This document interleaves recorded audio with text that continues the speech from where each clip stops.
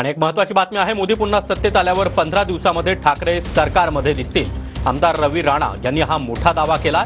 तर ठाकरेंना महाविकास आघाडीमध्ये राहायचं नाही असं शिंदे गटाचे आमदार संजय शिरसाट यांनी म्हटलंय। ठाकरेंना सोबत घ्यायचं की नाही हा सर्वस्वी निर्णय मोदी शहा आणि शिंदेंचा असेल असं देखील शिरसाट यांनी म्हटलंय।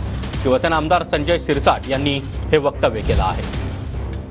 आपल्याला सांगतो की मला माहित आहे की उद्धव ठाकरे ज्या पद्धतीनं मोदीजींवर बोलले, संजय राऊत बोलले, आणि मला दाव्यानं सांगतो देशाचे पंतप्रधान मोदीजी विराजमान झाल्यानंतर 15 दिवसात उद्धव ठाकरे त्या खिडकीतून मोदीजींच्या सरकारमध्ये दिसेल, मोदीजींसोबत दिसेल। कारण की येणारा काळच हा देशाचे पंतप्रधान मोदीजींचा आहे। देशाचं भविष्य उज्ज्वल करण्यासाठी देशाचे पंतप्रधान मोदीजी जरुरी आहे, हे उद्धव ठाकरेंना माहीत आहे। सरकारच्या भूमिका आहेत, त्याचा निर्णय एकनाथ शिंदे साहेब घेतील।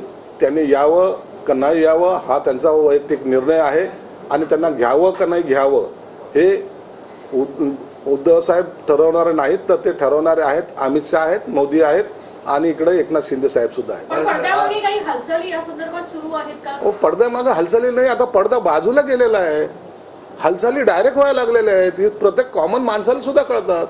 यांचे प्रयत्न सर्व पद्धतीने चालू आहेत। आता यांना त्या आघाडीमध्ये राहायचं नाही हे जवळपास निश्चित झालेलं आहे आणि म्हणून ते उद्या आले तर एवढं आश्चर्य वाटण्यासारखं काहीच नाहीये। या जरतरच्या भूमिका आहेत, त्याचा निर्णय एकनाथ शिंदे साहेब घेतील।